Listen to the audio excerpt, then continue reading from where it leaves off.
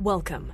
You're listening to the Malcontent News Russia-Ukraine War podcast, the show that cuts through the fog of war and updates you about the ongoing conflict in Ukraine. With your host, Linnea Hubbard. Don't forget to like, comment, and subscribe on Apple Podcasts, Spotify, and Google Podcasts. I'm Linnea Hubbard, and today is Monday, January 30th, 2023. It's been 3,260 days since Russia occupied Crimea on February 27th, 2014, and 341 days since the large-scale invasion of Ukraine began. Today's podcast looks at what happened yesterday in the Russia-Ukraine war. The Malcontent News Russia-Ukraine War report is compiled by our team from around the world. Today's report includes information from direct contacts in Ukraine and their proxies, Russian Ministry of Defense reports, the General Staff of the Armed Forces of Ukraine reports, operational commands north, south, and east of Ukraine, open source intelligence, our in-house team of analysts and geolocation experts, and pro-Ukrainian and pro-Russian mill bloggers and social media accounts with a track record of trying to be accurate. We have one mission: to report the truth, because the truth matters. Let's start with our assessment of the current status of the war. First, we concur with recent assessments by other analysts that it is highly likely the Russian Federation will launch a new offensive before February 24th to try and deliver a tactical victory before the anniversary of the wide-scale invasion of Ukraine. Second, we maintain that the significant increase in disinformation and misinformation from Russian sources is being directed by Chief of the General Staff of the Russian Federation Armed Forces, Valery Gerasimov, as part of his hybrid warfare doctrine. Third, the RAND Corporation agreed with our assessment that Ukraine holds the battlefield initiative, while we maintain the exception for the Soledar-Bakhmut axis. Fourth, we maintain that the Russian military within Ukraine remains combat ineffective and is relying on World War II tactics that Field Marshal Georgy Zhukov would recognize to move the line of conflict. Fifth, we maintain that the power struggle between military leaders aligned with Russian Minister of Defense Sergei Shoigu versus those aligned to private military company or PMC Wagner Group head Yevgeny Prigozhin is continuing, and Russian President Vladimir Putin is the largest benefactor. Sixth, we maintain that punitive missile and drone strikes targeting civilians and civilian infrastructure will continue. Seventh, we maintain that Russian forces will continue to target electrical, heating, and potable water infrastructure. Eighth, we maintain that the Russian Federation's inventory of Caliber cruise missiles is critically low, based on the continued decline of launches from the Black Sea Fleet. Ninth, we maintain that there is a risk of a nuclear accident caused by the de-energization of Ukrainian nuclear power plants as a result of Russian electrical infrastructure destruction. 10th, we assess there will be a second wave of partial mobilization in the Russian Federation in February 2023 as an extension of current legal decrees, and has likely already started after a statement made by Kremlin spokesperson Dmitry Peskov. And finally, we assess that the threat of Russian forces in Belarus crossing into Ukraine as part of an offensive operation is negligible. Let's get some regional updates, and since it's a Monday, check in with both belligerents' objectives, starting with the Donbas region in Luhansk. The Russian objective is to integrate the oblast into the Russian Federation, hold current defensive lines, and control insurgency. The Ukrainian objective is to break Russian defensive lines, advance on Svatova, Kremina, and Lysychansk, and support insurgents. There was very little fighting reported in Luhansk by any reliable source, with artillery exchanges and squad-sized units fighting positional battles. Winter weather has moved into most of Ukraine, but temperatures are moderate, hovering around freezing with light periods of snow. Ukrainian forces repelled an attack on Bilohorivka with no change in the situation. There was a rocket attack by HIMARS in Alchevsk, with 2 rockets striking the city, according to the Luhansk People's Republic, or LNR, Joint Center for Control and Coordination, or JCCC. The JCCC also shared pictures after the January 27th HIMARS strike on Novoedar, claiming a hospital with civilians was hit. One report claimed 38 were wounded, while others claimed 14 were killed and 24 were wounded. We can't validate the claims and have provided extensive documentation that many civilian hospitals in occupied Luhansk have been co-opted for military-only use. As with all accusations of war crimes, in the absence of evidence, we support the full investigation of claims and civil or military justice intervention if a crime was committed, regardless of the belligerent. In northeast Donetsk, the Russian objective is to integrate the oblast into the Russian Federation, defend against Ukrainian advances toward Luhansk, and capture Bakhmut. The Ukrainian objective is to defend Bakhmut, push into the Luhansk Oblast, and minimize civilian casualties. On the Kremina axis, a Russian advance led by the 2nd Army Corps of the Luhansk People's Republic, or LNR, in the direction of Yampolivka, failed. On the Siversk axis, Russian forces continued attempts to advance on Verkhnokamianskaya from the oil refinery and remained unsuccessful. On the Soledar axis, Russian forces are taking more of a leading role due to heavy losses among PMC Wagner units. Russian troops continued attempts to advance from Krasnopolivka in the directions of Sakuivantsety and Rozdolivka and were unable to break through Ukrainian defensive lines. The General Staff of the Armed Forces of Ukraine reported that an attack in the area of Sil was repulsed. We haven't seen any evidence of Russian forces crossing the Bakhmutovka River. Ukrainian forces are likely holding defense on the West Bank and the highlands that overlook the satellite village of Soledar. PMC Wagner shared a picture of their mercenary forces in Blahodatne, while the GSAFU reported repelling an attack in the area. The defensive line could be west of the Bakhmutovka River or north of Krasnohora. Fighting continued in Krasnohora, with Ukrainian forces holding their defensive positions, which will be more challenging with the capture of Blahodatne to the north. On the Bakhmut axis, fighting continued on the city's northern, northeastern, eastern, and southeastern edges, with no change in the situation.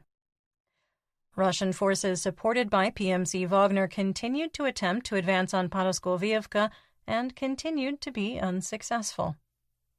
Northeast of Bakhmut, a video that is at least 2 days old based on weather conditions showed PMC Wagner forces at the radio tower complex adjacent to the forest plantation being shelled by drone-directed artillery. Since late November, Ukrainian and Russian forces have traded control of this location several times. South of Bakhmut, we made more changes to the map based on new intelligence. Video emerged of Ukrainian positions in the highlands just west of Klishchiivka being shelled by Russian artillery. Based on the geolocation information, we pulled the line of conflict east much closer to Klishchiivka. We took our best educated guess on where we believe PMC Wagner forces are in the direction of Ivanivske based on terrain analysis. January 23rd satellite imagery from Sentinel-2 L2A showed the areas west of Klishchiivka have been heavily shelled and armored vehicle tracks leading from the forested area east of the canal to Ukrainian defensive positions near the settlement. Clouds obscured the terrain on January 28th, and it's unlikely that we'll get a new image in the next 10 days or so based on the long-range weather forecasts. Multiple sources reported fighting near Klishchiivka and Ivanivske. PMC Wagner has still not released videos or pictures showing their mercenaries in Klishchiivka, and neither combatant has released much information about territorial control. On the southern ground line of communication, called a GLOC, that's a supply line, that supports Bakhmut, Kostyantinivka was hit by multiple Russian S-300 anti-aircraft missiles used for a ground attack over the weekend. The attack landed in residential areas, damaging apartments and homes, which reportedly killed 3 and wounded 14. In southwest Donetsk, the Russian objective is to integrate the oblast into the Russian Federation, capture the rest of the oblast, and bring the insurrection across southwestern Donetsk under control. The Ukrainian objective is to lock Russian military assets in place, defend the existing line of conflict while finding and exploiting weaknesses, destroy troop concentrations and command and control sites, and interdict supplies and disrupt logistics. There continued to be only positional fighting on the Avdiivka and Marinka axes, with the intensity of fighting on the Ukhadar axis declining. The GSAFU and mercenaries with Wargonzo reported continued fighting in Vodiana, with Wargonzo reporting continued attempts to advance on the Ukrainian firebase at Nevelske. On the Marinka axis, fighting in the center of Marinka continued, with Wargonzo moving into saving face mode, reporting that Ukrainian forces were countering. Wargonzo also reported fighting near Pobida after falsely claiming the settlement was captured 2 weeks ago. On the Ukhadar axis, the 1st Army Corps renewed attempts to advance on Novomikhailivka, which, almost 9 years after the first attempt, remained unsuccessful. Lieutenant Colonel Alexander Khodakovsky of the 11th Motor Infantry Brigade of the Russian 1st Army Corps has not released an update about the status of Ukhadar in 2 days, with multiple sources reporting that fighting continued, but with far less intensity than 48 hours ago. The Russian Ministry of Defense, or MOD, reported that Russian forces continued attempts to advance on Prechestivka and renewed attempts to advance on Shevchenko. Based on weeks of claims by the Russian MOD, we moved the line of conflict slightly south of Shevchenko and, based on terrain analysis, adjusted the line northeast to Pavlivka. Although we continue to consider the village contested, we had previously assessed that Russia was holding the cluster of cottages, which now seems unlikely based on their reports. Insurgents in Mariupol reported that Russian forces have set up a forward operating base, or FOB, for Mi-8 and Mi-17 helicopters at the Azovstal metallurgical plant, with 10 sorties flown out of the FOB. A new batch of Dragon's Teeth moved through the city, and up to 3,000 fresh Mobics have been rotated to Volnovacha, south of Ukhadar. There were very few news and social media reports from occupied Donetsk for most of the day yesterday. The outage started around noon and extended to Russian state media sources, indicating power or internet and cellular coverage has been impacted in the region. You're listening to the Malcontent News Russia-Ukraine War Podcast. Our team of journalists, researchers, and analysts is funded by readers, listeners, and viewers just like you. To support independent journalism, please consider becoming a patron.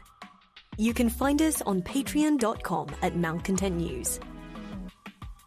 Moving on to Kherson and Zaporizhia. The Russian objective is to prevent a Ukrainian offensive into Kherson and Zaporizhia, integrate captured territory into the Russian Federation, and break civilian will with continued terror attacks. The Ukrainian objective is to liberate Russian-occupied areas, prevent further Russian advances, exploit weaknesses on the line of conflict, and protect civilians.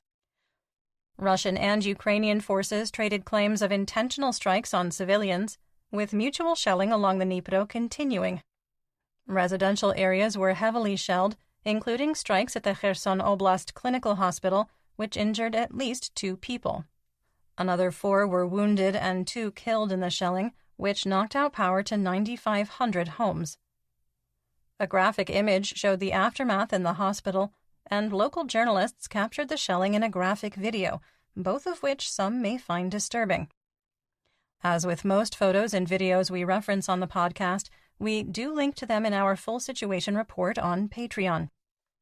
Local officials were already making emergency repairs to the hospital at the time of recording. Recent shelling of the river port damaged 2 foreign-flagged ships, with one having its fuel tanks punctured. The attack didn't cause a fire, but oil did leak into the Dnipro River. In the evening, Berislav was attacked by rockets fired by Multiple Launch Rocket Systems, or MLRS, armed with thermite warheads, and Stanislav, at the mouth of the Dnipro River, was also shelled. In Zaporizhia, on the Hulia-Pola axis, the Russian MOD reported that Russian forces had launched an attack on Dorozhnyanka. Near Russian-occupied Melitopol, a railroad bridge that insurgents and previous HIMARS strikes have damaged was hit again, according to Russian state media. 5 engineers working on repairs were reportedly killed in the strike. The report from Russian state media unsurprisingly violated operational security, or OPSEC, and provided both a battle damage assessment and visual confirmation of the ongoing work on the bridge. The situation at the Zaporizhzhia nuclear power plant is unchanged. Russian and Ukrainian forces exchanged heavy artillery from the Zaporizhzhia-Donetsk administrative border to Hulia-Pola, Orikhiv, and west to Stepova. In the Black Sea, Crimea, Mykolaiv, and Odessa region, Operational Command South, or OCS, reported the Black Sea Fleet had 15 ships on patrol, including 3 missile carriers capable of launching up to 20 caliber cruise missiles. With a renewed rotation, ships are likely being brought into port to reload after the January 26th missile strikes, but we're not seeing conditions being set for a new attack. In north and northeast Ukraine, the Russian objective is to lock Ukrainian military resources into place and launch terror attacks on civilians in an attempt to break morale and maximize casualties by deprivation of heat, water, and medical services. The Ukrainian objective is to complete the liberation of the Kharkiv Oblast, maintain the integrity of the international border, deter attacks, and protect civilian lives. In the Sumy Oblast, the hromadas of Yunakivka, Krasnopilia, and the village of Velika Pisarivka were attacked by drones, dropping improvised explosive devices. The hromadas of Miropilia and Bilopilia were hit by drones and rocket-propelled grenades. Bilopilia was struck 72 times, with no injuries reported. On the Kupiansk axis in Kharkiv, the Russian MOD reported that Ukrainian DRG units were engaged near Liman-Pershi and Orlyansk. The Russian MOD also claimed Ukrainian DRG units were operating in the area of Krokhmalne on the Kharkiv-Luhansk administrative border. The GSAFU reported shelling in Vilshana again, as well as in Krokhmalne. We believe there is more activity in this region than reported, but both combatants are maintaining tight operational security. In Kharkiv, an S-300 missile used for a ground attack struck a 4-story apartment building, destroying the top floor. The building was located in the Kyiv district, and 1 person was killed and 3 wounded in the strike. A pensioner died instantly in the strike, while her husband, who was just meters away, was only slightly injured. On the Russian front, there were reports of explosions in Belgorod, with local officials telling residents it was air defense. Also, a person rammed the "We Love Belgorod" sign at the city entrance with their car, heavily damaging it. Let's talk about developments theater-wide and outside Ukraine. The Ukrainian Air Force reported that they've started preparing airfields and infrastructure to support F-16 fighter aircraft. The calls to provide Ukraine with modern 4th-generation fighters are growing inside and outside the nation, including former United States Secretary of Defense Mark Esper.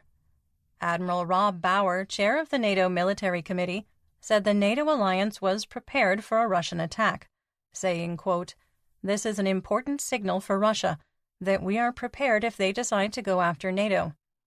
If there is a red line, then it is the Russians crossing our borders." End quote. He added that NATO nations should ramp up civilian and military industrial production and move to a, quote, "war economy in peacetime" to counter Russia's efforts to rearm. Bauer warned that Russia's ambition does not stop at the Ukrainian border and is driven by Putin's desire to restore the pre-Soviet borders of Russia. The United States has opened a hotline to report the misuse of American military or humanitarian aid. The Ukraine Oversight Interagency Working Group is composed of 3 offices of inspectors general: the U.S. Department of Defense, the U.S. Department of State, and USAID. The web portals are in English and Ukrainian and are being promoted in the U.S., Europe, and Ukraine. The 2023 $1.7 trillion omnibus spending bill included $42 million for oversight of United States aid. Ukraine ordered 105 Vector drones from Germany. The Vector reconnaissance drones have been upgraded based on lessons learned from earlier deployments. The UAVs have a range of 15 or 25 kilometers depending on the configuration and can send encrypted real-time 4K video up to 15 kilometers away. The upgrades include software changes to increase resistance to electronic countermeasures, or ECM, and the ability to operate without GPS, GLONASS, and GNSS, enabling the drone to operate without satellite navigation. In Kyiv, the rules limiting travel of civil servants and government officials outside of Ukraine to government business only were modified. Exceptions have been made for single parents to accompany a child under 18 years of age, the need to travel abroad for medical treatment outside of Ukraine with approval from the Ministry of Health, and to attend the funeral of close family members, such as spouse, children, parents, and grandparents. There were reports that an ammunition factory in Isfahan, Iran, and an oil refinery in Azazhar were targeted by drones, causing explosions and fires at both facilities.